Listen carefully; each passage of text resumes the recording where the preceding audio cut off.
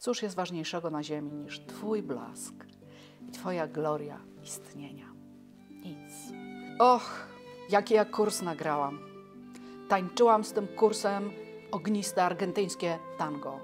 Nazywam się Barbara Ravensdale, a kurs, który tak ze mną wywijał, ma na imię Najwyższy Potencjał.